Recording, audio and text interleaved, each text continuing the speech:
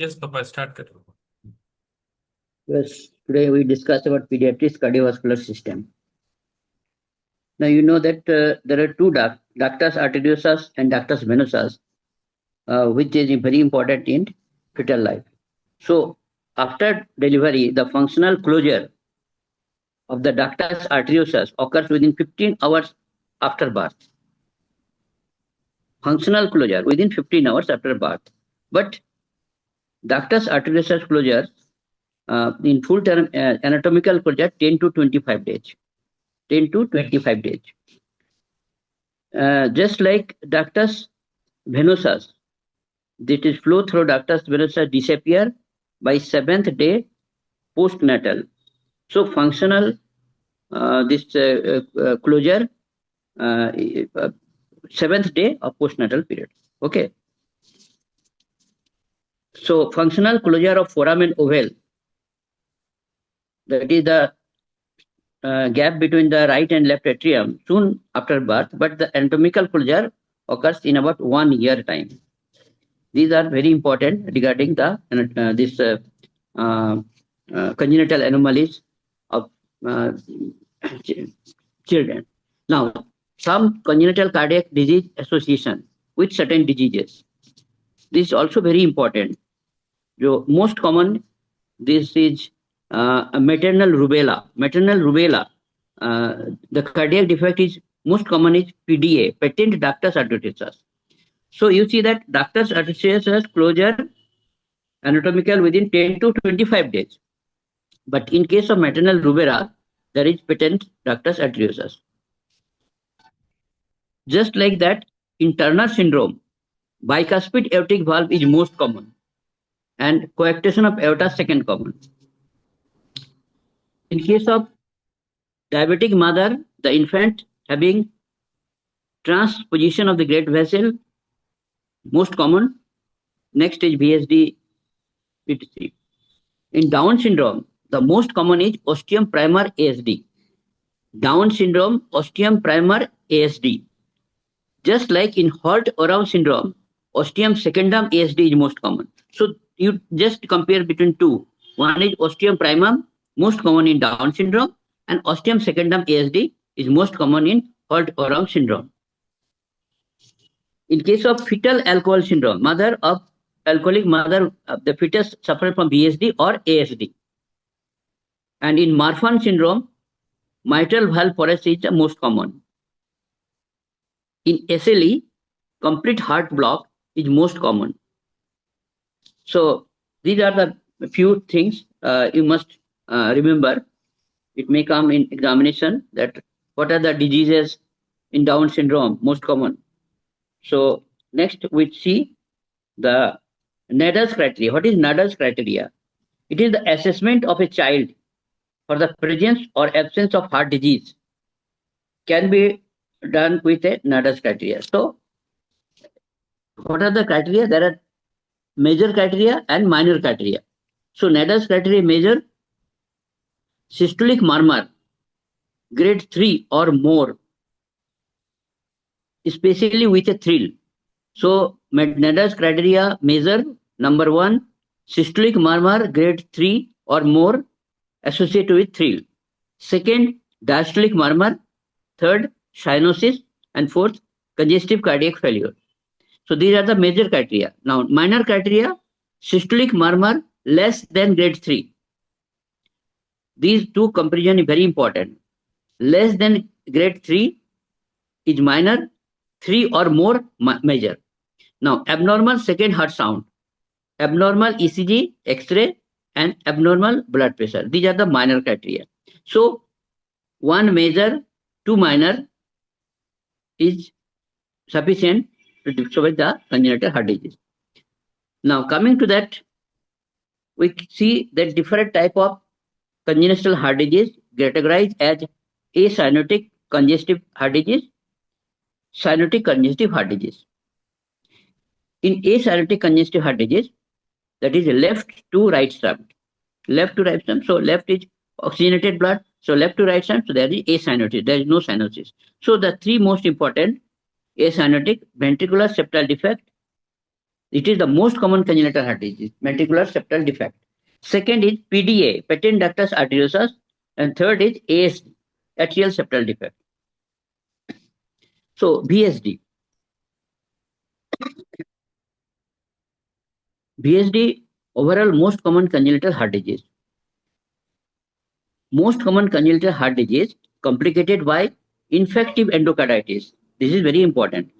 Infective endocarditis causes congenital heart disease, BSD. 95% is membranous part of the septum. There is switch stitch septum. There is multiple holes in BSD that is difficult to close. So switch stitch septum. There one is a very rare case of Garbot defect. Garbot defect is that a communication between left ventricle and right atrium. So this is Garbot defect. 70 to 80% BSD close spontaneously. So the important is that it is the most common congenital heart disease. Most common congenital heart disease complicated by infective endocarditis, and there is 90% is membranous part, 70 to 80% close spontaneously. So one factor is that signs. What are the signs? So there is wide splitting of second sound. There may be pansystolic murmur at left sternal border, pansystolic murmur.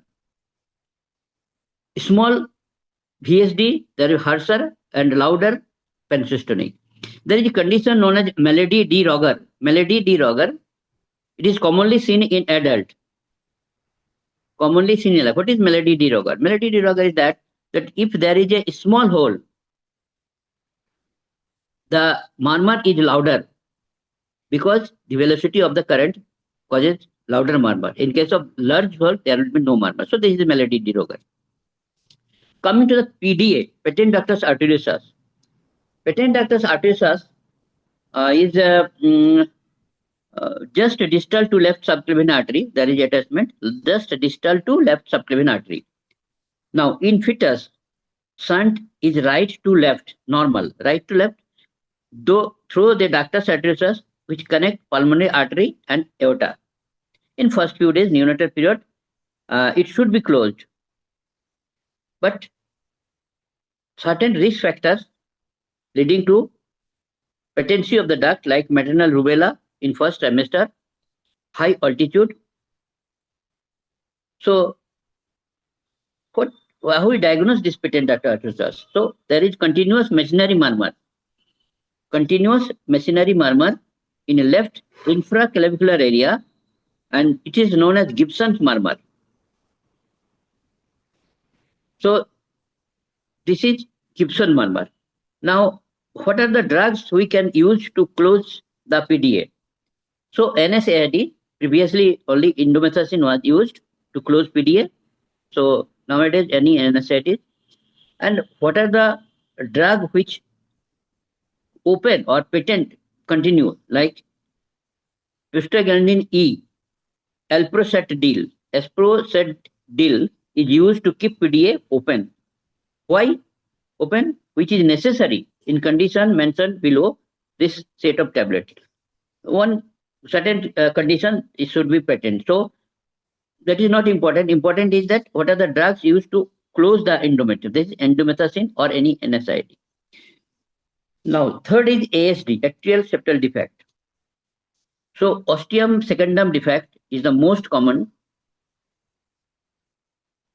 Ostium primer, ASD, endocardial cushion defect, cleft anterior left mitral valve, or this condition, ASD, child may be asymptomatic or there may be progressive cyanosis. Adult breathless from pulmonary hypertension, and certain syndrome associated with this, just discussed, Holt-Oram syndrome and Down syndrome. So these are three conditions where acyanotic congenital heart disease occurs. So most common ventricular septal defect. Now coming to the acyanotic heart disease, obstructive. Obstructive means certain obstruction like aortic stenosis and coarctation of aorta. So aortic stenosis, it is valvular, most common. In case of this, CCF is severe stenosis. Now, that is valvular type is most common, supravalvular asymptomatic, and it is associated with Williams syndrome. So ASD is obstructive acyanotic heart disease. Now, second is coarctation of aorta. This is important. In infant of this, there is aortic stenosis proximal to insertion of ductus, so it is preductal. Coarctation. Adult postductal, most common coarctation is just below origin of left subclavian artery. So in adult infant, though two categorized. One is infantile, now aortic stenosis proximal to insertion of ductus. But in adult, postductal, coarctation is just below origin of left subclavian artery. So any two important things, infantile and adult. One is proximal to insertion of ductus, and in case of adult, it is postductal. Most common association cardiac lesion is bicuspid aortic valve. There is weak of the lower extremities pulse. It is the second most heart disease in Turner syndrome, coarctation of aorta. What are the physical signs? There is radiofemoral delay, radial artery, femoral artery delay, elevated upper limb blood pressure. In chest X-ray, very important, three sign. Three sign, dock sign or a rib notching due to collateral circulation. This is important. In examination, it asks that what is the condition in which you get three sign or dock sign in X-ray. So coarctation of aorta. So these are two things: obstructive aortic stenosis and coarctation of aorta. Now coming to cyanotic congenital heart disease.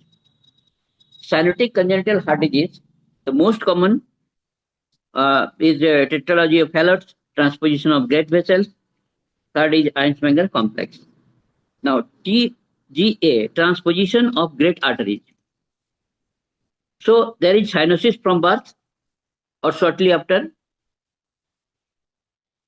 Most specific heart disease in infant of diabetic mother. This is very important. In diabetic mother, most specific heart disease is transposition of great arteries. It is also associated with uncontrolled PKU in mother, phenylketonuria in mother. Okay. So this is important. Now, what are the signs? There is single S2 of murmur often absent. In chest X-ray, we found egg on side or string appearance. Egg on side or string appearance in chest X-ray. Transposition of blood vessel, egg on side. So this is important. Second is tetralogy of Fallot. Tetra means that is four things. So prove, PROV, pulmonary infundibular stenosis, right ventricular hypertrophy, overriding of aorta, and VSD. So these are four things in Fallot tetralogy.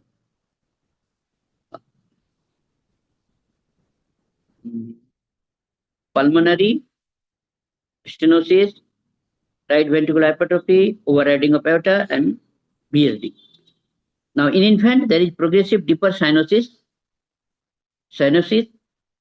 spell also present, spell from infundibular spasm, hallmark of severe tetralogy of Fallot. It most common start at the age of 4 to 6 months. Characterized by sudden onset of cyanosis or deepening of cyanosis. Squirting after exertion to overcome dyspnea in child. Squirting causes compression of femoral artery, increase pressure, thereby decrease the right to left shunt. So there is directing more blood from the right ventricle to the lungs.